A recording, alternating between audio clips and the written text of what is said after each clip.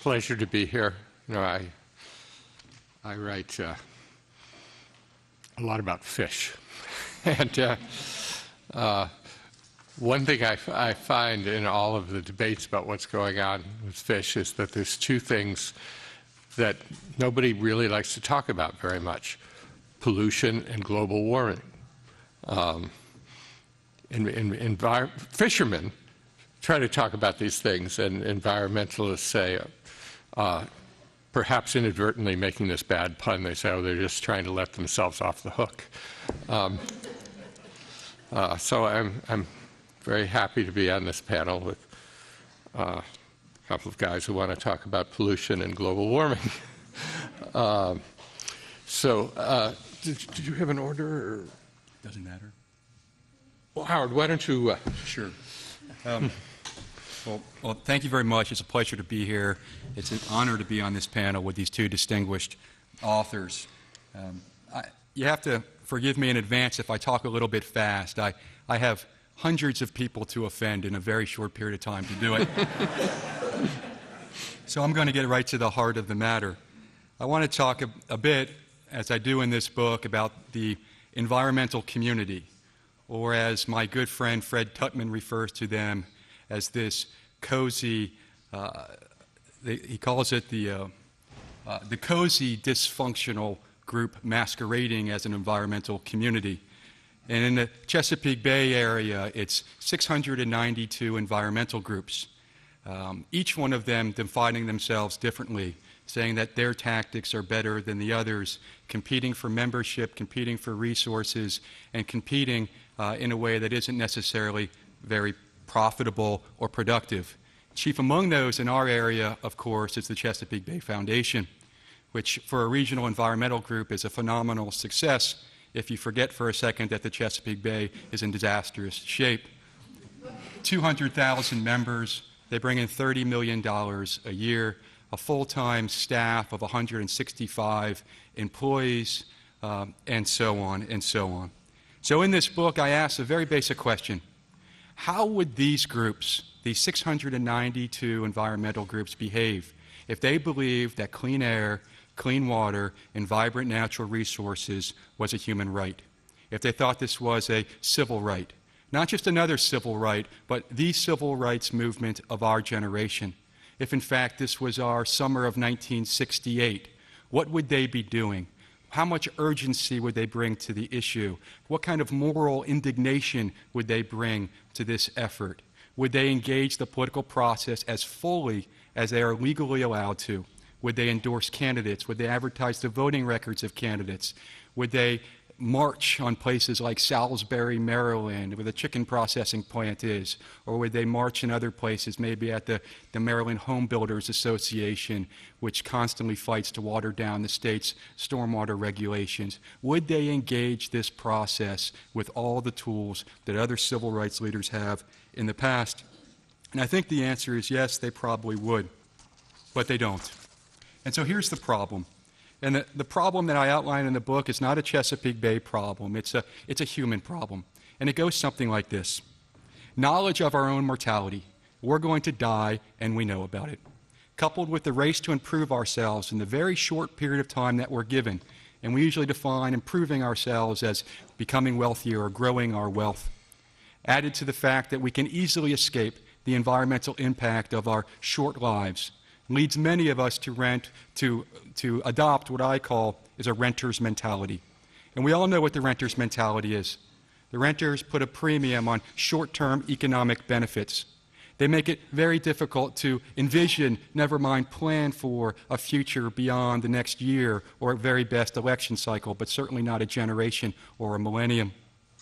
Given a choice between living in a world of renters and a world of owners, we would probably all choose to live among the owners. But we're not given that choice. And the role of government, whether we like it or not, is to force us to act like owners, to force us to act as if we were going to live on the land we currently occupy for the end of time. That environmental bureaucracy is the property manager that none of us like, but that we all, quite frankly, can't live without. And our job is to make sure that our government acts like a wise steward of the environment rather than a greedy slumlord. When I was an undergraduate, I went to a primarily engineering school. And in that school, I had a political science professor who was fond of saying that earthquakes don't kill anybody. He would say nobody was ever shaken to death by earthquakes. And then he would go on to say that engineers kill people. You can imagine how popular he was. Because engineers, of course, build buildings that are inappropriate and fall on people, and that's how they die. Well, I'm here today to tell you that the Chesapeake Bay is not dying from pollution. The Chesapeake Bay is dying from politics, because we have a political system that allows this cycles of pollution to go on unabated in an unacceptable manner. I've come to believe that environmental politics represents an irreconcilable conflict. It's a conflict between those with the values of owners, who believe that environmental protection is worth the cost and environmental restoration is also worth the cost, and those with the values of renters. Renters benefit from exploiting the bay in one way or another. They exploit it as a cheap and convenient place to dispose of unwanted byproducts, what economists and political scientists like myself would call externalities, chicken litter, pollution from sewage treatment plants, whatever it might be. And they exploit it by over-harvesting the bay's natural resources, those resources that live within certain natural laws, whether they're over-harvesting oysters, crabs, rockfish, shad, sturgeon, whatever it might be. In my book, I don't argue that these renters are evil or ignorant. I don't believe that. I believe that acting like a renter from a business perspective is often the only rational choice, that the business of business is to minimize production costs so as to maximize profits, and that's the responsibility of business leaders. And taking steps to reduce your externalities voluntarily can increase the production cost of a bay-friendly business and make them less competitive in the larger market. If environmental programs were cheap or if they were profitable, we wouldn't be here today because we would already be implementing them. And no amount of science, no amount of education, and no amount of wishful thinking can overcome this basic fact and the thousands and thousands of conflicts that it spawns. Restoration is a continuous effort to change human behavior, and there's nothing more controversial and unpopular than trying to do that. It is an attempt to make us act like owners, and my friends, it is a political problem. The basic question that guides my research goes like this. How can it be that the Chesapeake Bay has so much support in the general public based on more than 40 years of environmental education programs? And how can it be that the Chesapeake Bay is so deeply supported by our elected officials? Every one of them, regardless of party, are pro-Chesapeake Bay. Just ask them and they'll remind you come November. And how can it be that we know so much about the Chesapeake Bay from a science perspective? It's often been said that we know more about the Chesapeake Bay than any other body of water on the face of the earth. The truth is, we know more about the Chesapeake Bay than human beings have ever known about any body of water on the face of the earth. And how can it be that we have so much wealth? How can it be that we have all the pieces of the puzzle? Wealth, environmental ethic, environmental will from our elected officials, guidance from our environmental scientists, and yet the Chesapeake Bay is in such miserable, miserable shape. And make no mistake, the bay is a colossal disaster. I can go through all the usual numbers, but they won't mean much to you. I could tell you that the bay's oyster population is at less than 2% of historic norms.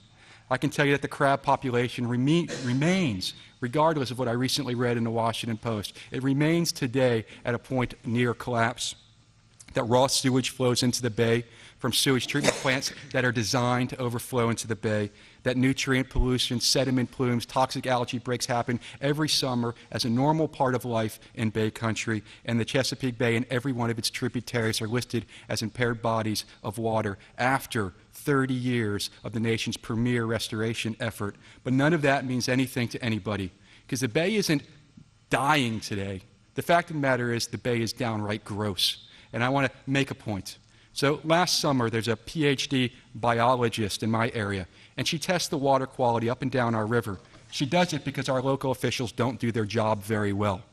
And I asked this person, I said, Sally, on the day that you collect these water samples, if I give you 3 additional samples, will you test them? And she said, sure. And I didn't tell her what those samples were. The first sample was from my not-so-clean toilet.